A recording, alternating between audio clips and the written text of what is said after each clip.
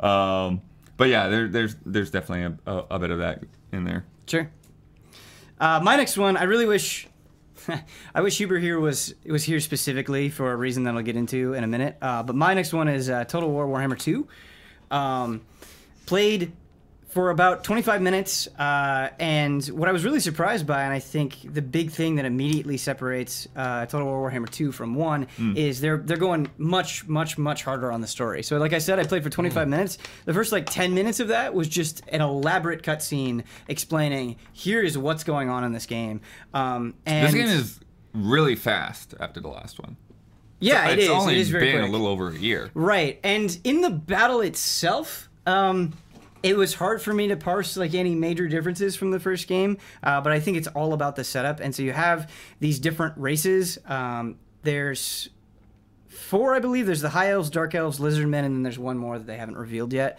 And there's basically this vortex that's causing all of this chaos, and all of these different factions, all of these different races are sort of competing with each other to get to the vortex and harness its power to either like increase its chaos and just mess everything up or get it under control.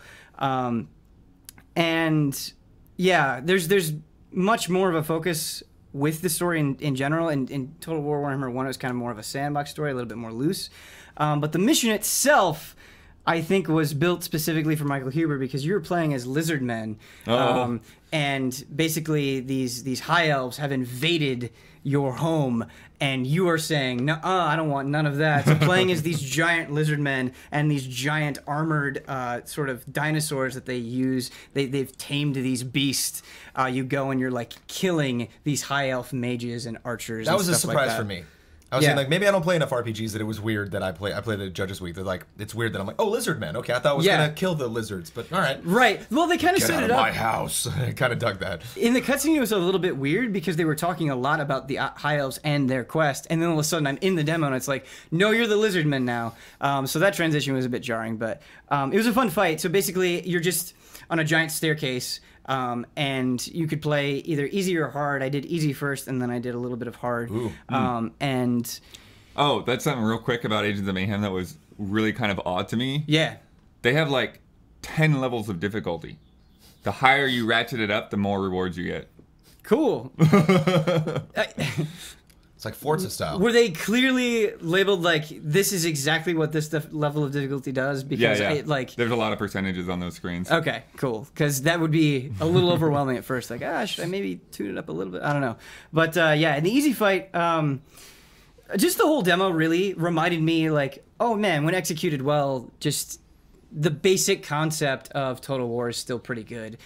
Because, like I said, you're on this giant staircase, you're very locked in, you don't have a lot of room to maneuver, and you have all of these different groups of enemies, and those groups of enemies are stronger against some kind of units and weaker than others, but they're all kind of intermixed. And so you have to take your army, and you have reinforcements coming in throughout the battle, and you just have to say, like, okay, I need to figure out where you need to go when, and then I need to, like, retreat to bring you closer. And because you're using these large forces, it's not like other sort of real-time strategy games where you can quickly adjust on the fly. It's not like, okay, I think I should do this, but then if I mess up, I'm going to be able to get out quickly or use some ability or something. It's like, no, you're controlling hundreds of things at once, and if you need to retreat, like, that's going to take some time, and so you really need to make sure that you're committing to them properly. And like, your different attributes will change based on morale. So if you send a group in that is kind of in over their head,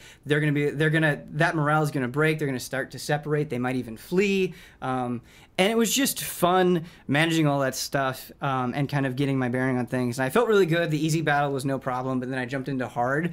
And before, there were kind of groups of enemies evenly spaced throughout this battlefield, and hard, it was just like, nope, here's a whole bunch. They're a lot more diverse. It's going to be a lot harder to take your limited amount of units and get through here. But it was fun. Yeah, like I said, during the battle itself, it was hard to get a sense of it being dramatically different from the first one, but I think that's okay. I think, like, the first one was well received enough that if the story is presented well and they have a lot of diversity in the missions, I think it could be cool. So yeah, the fleeing was new to me in an RTS. Maybe I'm Sure. not that experienced in RTS, but that was fascinating. Where I would like tell a bunch of people, like, just go take those dudes out. And then I would like go back and be like, where'd they go? And like they were chasing the people like taking off. Oh, right. okay. So it was tough to just like, wait, no, okay, let them run. Now go do this. Right. And at least in the demo, I thought the enemies were pretty smart because they would retreat.